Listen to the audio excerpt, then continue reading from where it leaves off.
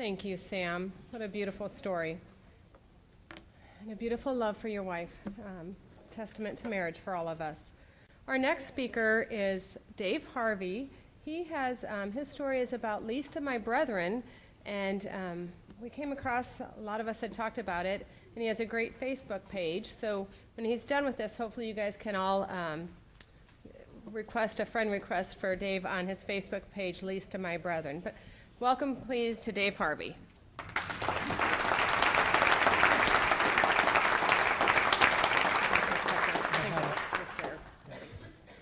Thank you again, and on behalf of my wife Cheryl and I, do appreciate everybody welcoming us in here tonight.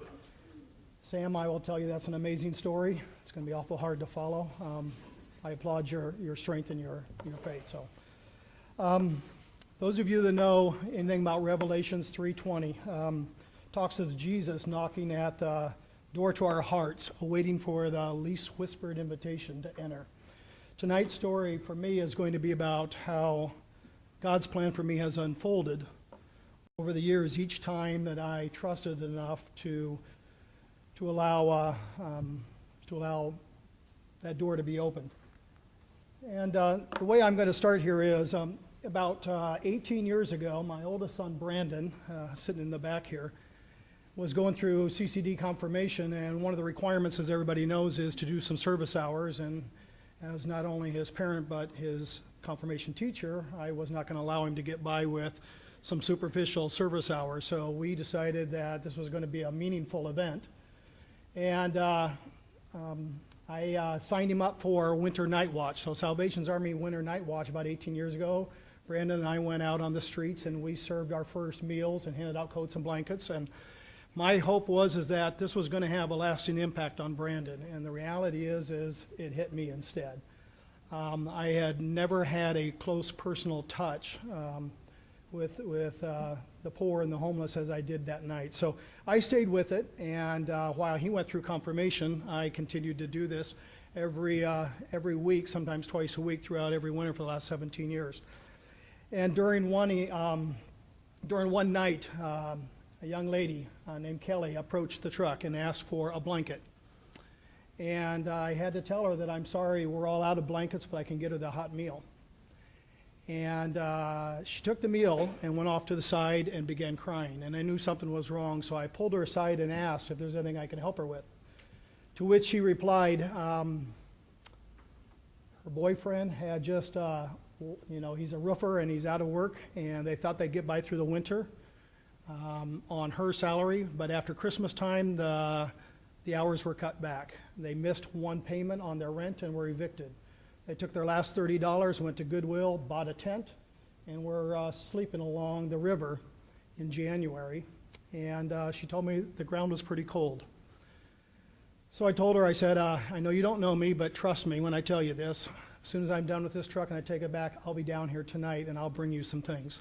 So I rushed home and I grabbed every blanket and every sleeping bag and everything I could find, and I threw it in my car and I drove down to First and Hickory. And I drove from where it went from pavement to gravel to dirt to just a dirt levee. And I realized that I'm down here and it's pitch dark and there's no lights and no one knows where I'm at, and I forgot to tell my wife where I was going. So I did the right thing, and I called and left her a message that I'm going to be meeting some homeless people down along the river, no need to wait up for me. It did not go over so well, I assure you, but thankfully I did survive the night. Nonetheless, Kelly and Dan did come out of the trees. They met me, and we started that night not only trying to help them survive the night, but they began to introduce us to homeless living along the riverfront. And it does exist right here in our own backyard. In fact, there's tent cities on both the Omaha and the Council Bluffs side. And Cheryl, my wife, joined me, and we'd go down every week and began taking everything we could to everybody we found. Whether it was food or it was clothing or it was tents or it was sleeping bags, we just continued to go. They continued to open up to us about the struggles they had, and we put our heads together and tried to figure out how can we make this thing work. Cheryl began collecting things like baby wipes because they complained about how hard it is to do an interview when you smell like campfire and you have soot on your face. and how hard it is to walk 3 and 4 miles for that interview. So we began collecting bicycles. The next thing we knew, we're handing bicycles out and people are actually riding them to get work. And we're thinking, this is great, we can continue to do this. And lo and behold, it took off. But as we're doing this, we're actually meeting everywhere we go. We're not turning the blind eye, we're actually seeing this everywhere we're at. These pictures are all pictures I've personally taken. They're outside in the Omaha Council Bluffs area, and these are the tent cities that we would visit every week. Many of these people, I'm happy to tell you, survived, and through the stories I'll continue to tell you here, are doing much better. I would tell you that Dan and Kelly did get work. She would ride from First and Hickory all the way out to Old Mill every single day and back for work. He rode out to 48th and wherever you pull it's at. The two of them got work. They saved up enough money. They were prepared to move into an apartment, but they only had sleeping bags. So Cheryl and I went out and rented a U-Haul and grabbed everything that we could in our house and asked a few family and friends to help out, and we moved them into an apartment. To be honest with you, that felt pretty good. And not only did it feel good, we began to hear from others that they heard what we had done. By this time, we had probably handed out 30, 40, 50 bikes, and about half of them were getting work. Next thing I know, they began to all ask, could we do this for them as well? So we certainly did our best, and I would tell you that I'm sitting over in Council Bluffs DMV, and I had taken a homeless man named Pete over to get his ID so that he can get work. And I'm sitting there in my quiet and praying a little bit, saying, Lord, we've moved a few people in now. We have taken everything we can from every family and friend that we've got. And there is no more. This is all going to fall apart before we can ever get a really good launch. I don't know how to do this. Within, no kidding, 3 minutes, my phone rings. You know the rest of this. A gentleman named John Kerwin that I knew from Gretna, and I hadn't seen him for a lot of years, called me. He said he had heard what we were doing. And he had a friend at Kellogg's that was moving his mom or her mom into a assisted living, Barb Chase, if I remember right. She donated the entire house, upstairs and down. It took us 2 17-foot U-Hauls to move it out. We filled up our garage and had to go get storage units to make this happen, but now it's going. It began to flourish, and now we're taking off. We were moving somebody in off the streets about one every 6 weeks. And then we started going to about one a month, one every other week. Next thing we know, this thing is just exploding. St. Patrick's out in Gretna, which all these fine people, and as well as here and several tables here, came on board and adopted this as a formal ministry of the parish.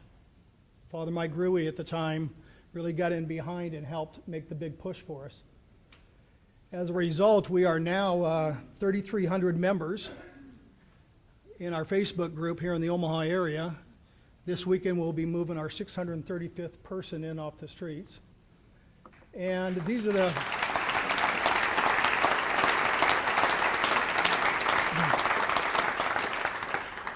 things, I appreciate that. These are the things that we do. We continue to feed to this day, 18 years later. Kathy sitting over here organizes that on our behalf. So we continue to feed right outside of St. Peter's downtown every month.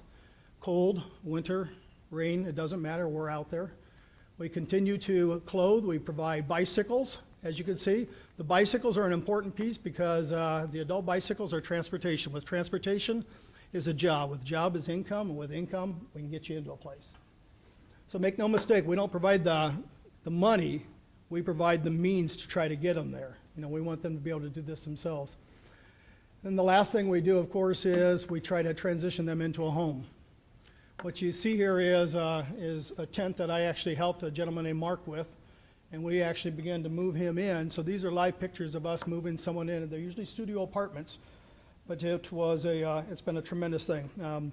We continue to provide blessing bags, bikes, hot breakfast, haircuts, and I think we've done probably, thousands of breakfasts, and I don't know how many hundreds of bikes and hundreds of haircuts for interviews, but clothing and everything else. doors continue to be open for us, and I would tell you that through faith alone sometimes we continue to step through. Every one of those has given me an opportunity to grow, hopefully as a husband and a father as well. So I'm going to share with you a sampling of some of these experiences, and my hope is that you can begin to see them through my eyes. Our friends on the street have always been pretty gracious for all that we've received, or for all that they've received, excuse me. But the truth is, the uplifting of one's soul and heart is not exclusive to them. One night while serving meals on the street down on about Park Avenue in Leavenworth, a red shiny car pulls up next to me, and my first thought, I hate to tell you that I'm weak on judging others, and I began to ask myself, why is somebody driving a car like that need a free meal? But I don't think anything of it. He gets out, he gets to the end of the line. I make my way through the line. As I look up, he asks if I remember him. And as I look at him, it's a smile of two old friends that haven't seen each other for 20 years come back. And all comes rushing back in. And it's Dan and Kelly. And he just wanted to let me know that they are both still on their feet. They both have full-time work. They've both got new cars. And to this day, they are keeping the bikes for no other reason but as a memory of what it took to actually get off the streets. It's been good, very uplifting to say the least. I would tell you that as I shift gears a little bit, there is a lady sitting in the Council Bluffs area, my age, which 57, living in an old garage, a dilapidated garage behind a house. The garage is leaning, so the door doesn't shut real well, it doesn't lock. She has a hard time sleeping at night because she's worried, will somebody see her coming in and out of the alleyway, and will they come in? So she's had a hard time for the last few years sleeping, as you can imagine. She tries to scavenge everything she can find from the streets to make a small little apartment. She's got a kiddie pool, and she sits in this kiddie pool with a gallon coffee can over her head that she's poked holes in, pours water into it, and that is her makeshift shower. Whether it's January or July, she says she wants to stay clean. I go to the garage and I pick her up as we go to move her into her apartment.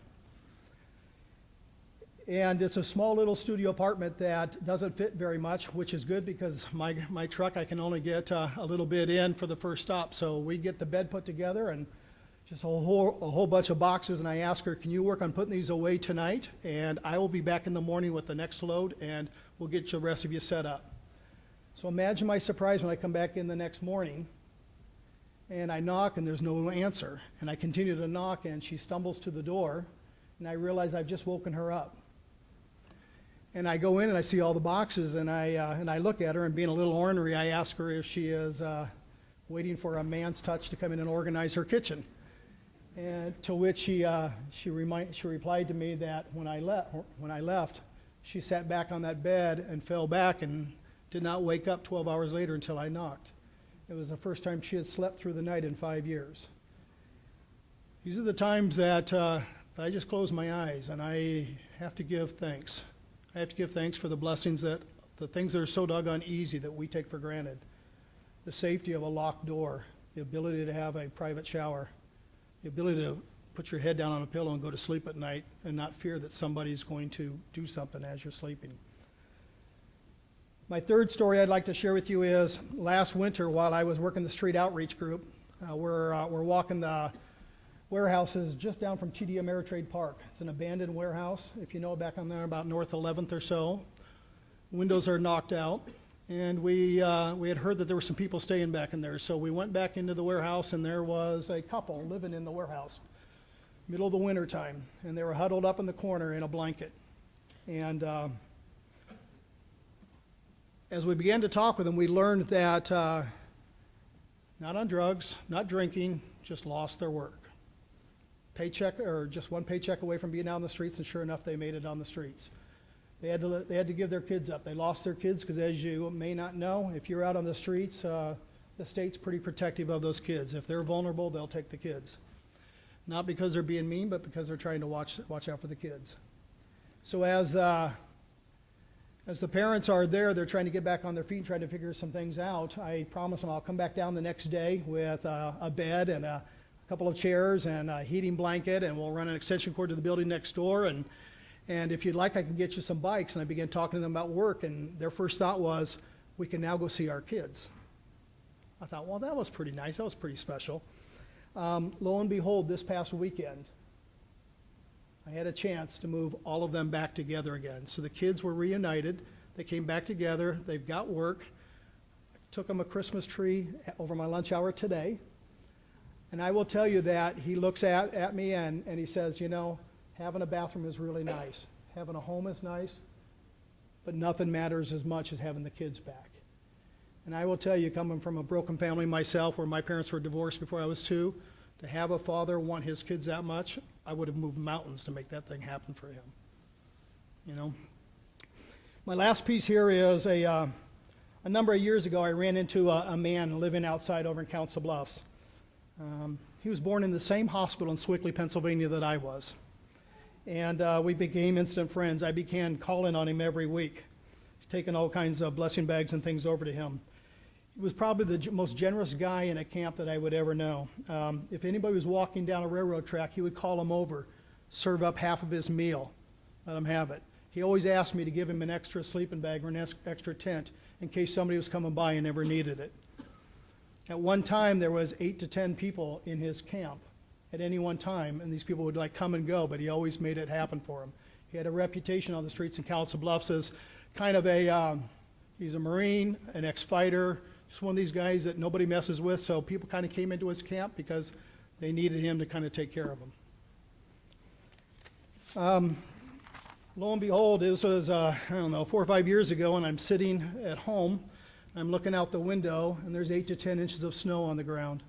And it's minus 10 degrees, and the wind's just whipping around, and I'm just sitting there, just worried. And I'm thinking, is Mark and the other guys, are they going to survive the night?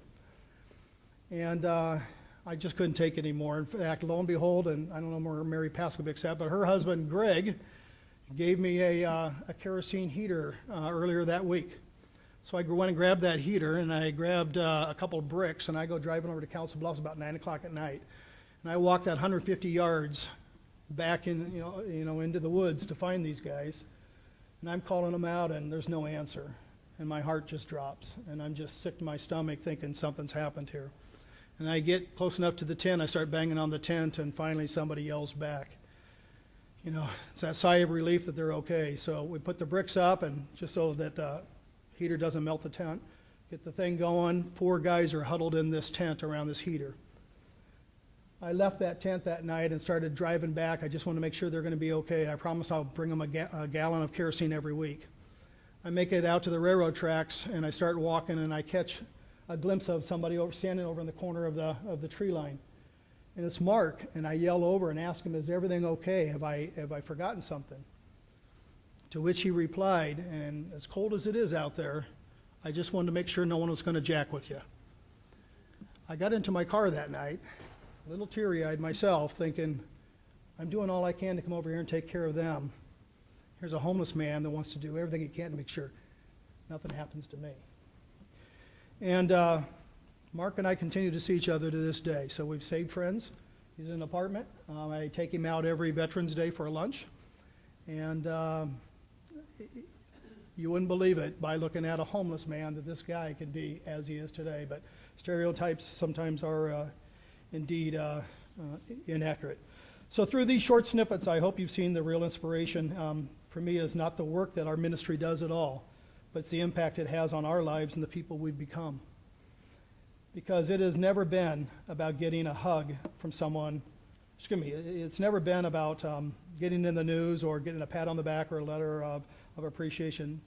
The real inspiration comes from getting a hug from someone that you helped a few years earlier, or a woman that no longer fears sleeping at night, or a dad that finds true joy in his kids, having them home, or a homeless man that cares more about you than you thought humanly possible. So I leave you with something from the Old Testament in the book of Tobit 4:7. Never turn your face away from any poor man. The face of God will not be turned away from you. Thanks.